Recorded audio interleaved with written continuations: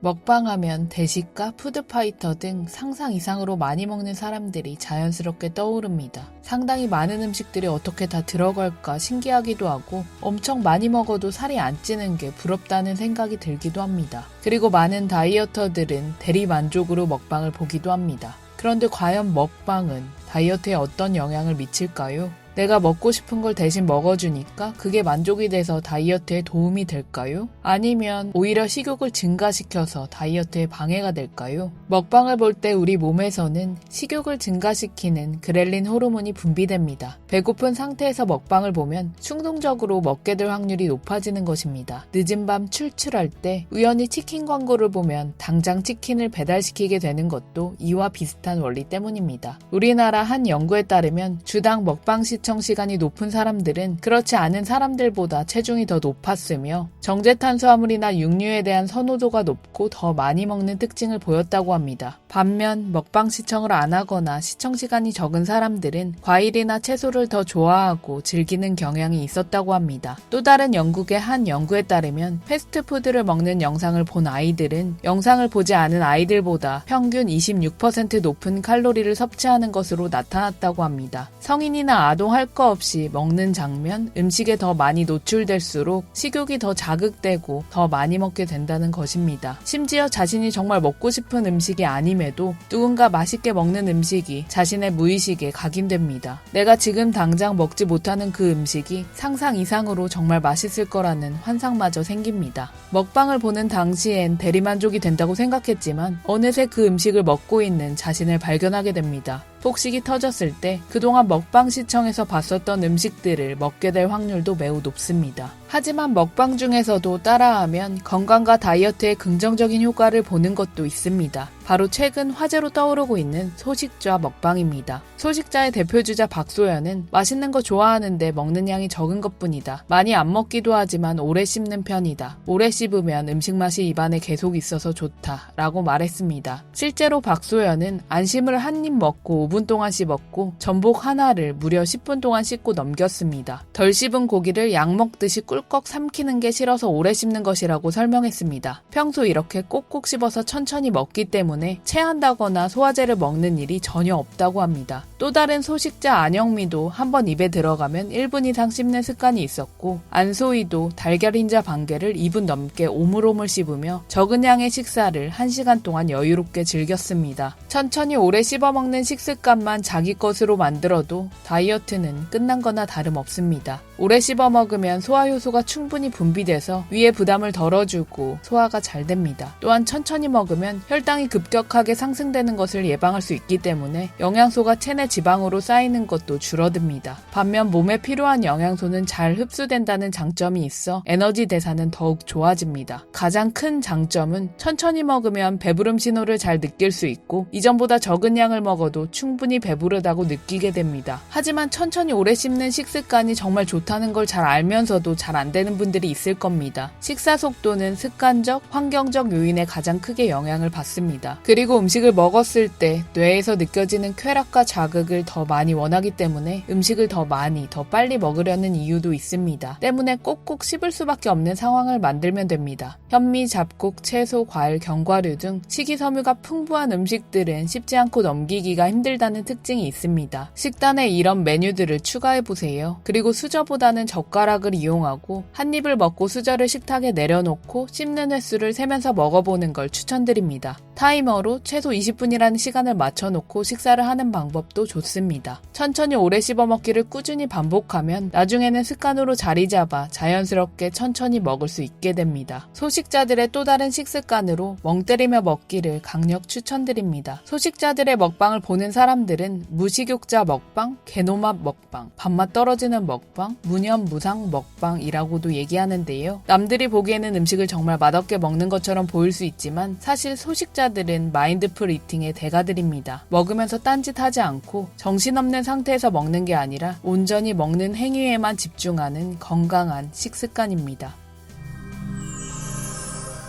지금까지 살아오며 많이 먹고 자주 먹고 빨리 허겁지겁 먹고 있었다면 자신의 식습관을 한번 되돌아보세요. 진정으로 그 음식의 맛을 제대로 느끼며 먹었는지, 음식과 음식을 먹는 자신을 존중하며 먹었는지, 특정 음식을 정말 좋아한다고 말하지만 단지 중독 상태라 통제력을 잃은 건 아닌지 말이에요. 잘 먹는다는 것, 건강한 식사의 진정한 의미는 양껏 많이 배 터지게 먹는다가 아니라 양질의 음식을 적당량 혹은 적게 맛있게 먹는다는 것입니다. 다양한 의견이나 사례 그리고 안부는 댓글로 남겨주시고요. 온 우주와 저는 무조건 언제나 당신 편이에요. 참 소중한 당신, 우주만큼 고맙고 사랑해요. 우리 존재 화이팅 화이팅 화이팅.